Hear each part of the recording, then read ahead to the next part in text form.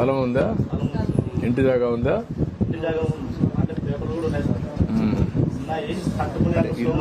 ఇల్లు ఇస్తే కట్టుకుంటారు.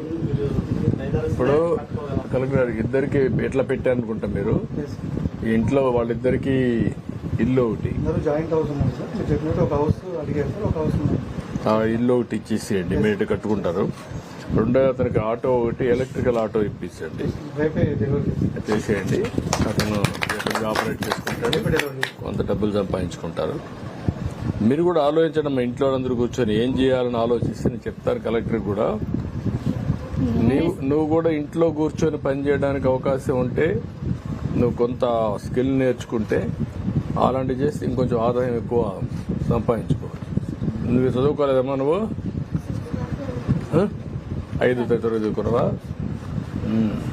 మీద పరిస్థితి సార్. నాకు చదివించుకునే స్తోమత లేక ఆయనకు 15 లక్షలు పెట్టుకుంటాను సార్. నన్ను 20 హాస్పిటల్ అదల్లో తిరిగి వచ్చి నాకు తిప్పలు పడను సార్. నేను ఇస్తున్నా చాలా మీద పరిస్థితి నాకు.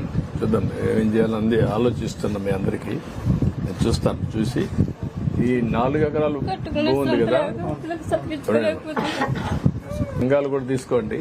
ఎట్లా చేయాలి నేను చెప్తాను, ప్లాన్ చేద్దాం. ఓకే అమ్మా, నేను చూసుకుంటాను. ఈ 2 చేస్తాం, ఇల్లు కట్టిస్తాం ఇమీడియట్ గా. అదే మరి ఆటో ఇప్పిద్దాం, చేద్దాం. రండి, అతను సెటిల్ అవుతాడు లైఫ్ లో. ఇక్కడ ఏం చేయాలో చూద్దాం.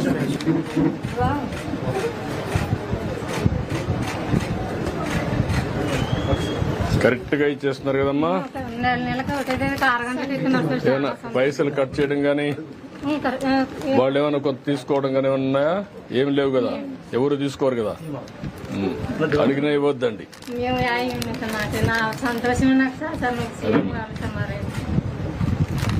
మంచిదమ్మా.